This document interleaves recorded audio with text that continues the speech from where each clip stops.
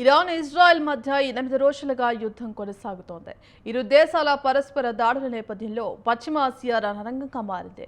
తమపై దాడి చేసేందుకు ఇరాన్ క్లస్టర్ బాంబులను ఉపయోగించిందని టెల్ అవీవ్ దళాలు ఆరోపించాయి. యుద్ధం మొదలైనప్పటి నుంచి టెహ్రాన్ తొలిసారి వీటిని ఉపయోగించింది.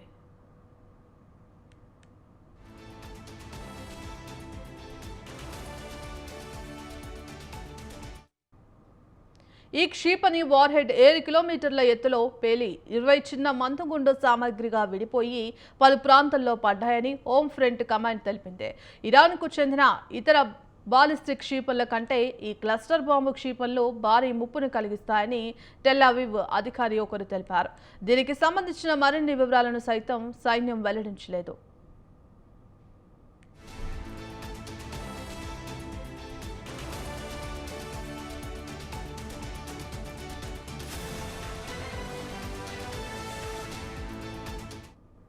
అయితే ఇజ్రాయెల్ వార్తా సంస్థ ప్రకారం ఈ క్షిపణిలో ఒకటి అజోర్లోని మధ్య పట్టణంలో ఓ నివాసాన్ని తాకినట్లు తెలుస్తోంది.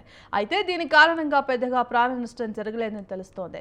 కాగా ఇందులో కొన్ని బాంబులు పేలకుండా ఉన్నాయని, అవి పౌరుల ప్రాణాలకు నష్టం కలిగిస్తాయని అధికారులు తెలిపారు. ఈ క్రమంలో తమ ప్రజలను అప్రమత్తం చేసినట్లు వెల్లడించింది. అలాంటి వాటిని గుర్తిస్తే పౌరులు వెంటనే అధికారులను అప్రమత్తం చేయాలని ప్రజలను హెచ్చరించింది. పౌరులకు హాని కలిగించేందుకు ఇరాన్ ప్రయత్నిస్తుందని టెల్ అవీవ్ సైన్యాధికారి ఆరోపించారు. యుద్ధ తీవ్రతను పెంచేందుకు భారీ ముప్పును కలిగించేలా ఈ ఆయుధాలను ఉపయోగిస్తుందన్నారు.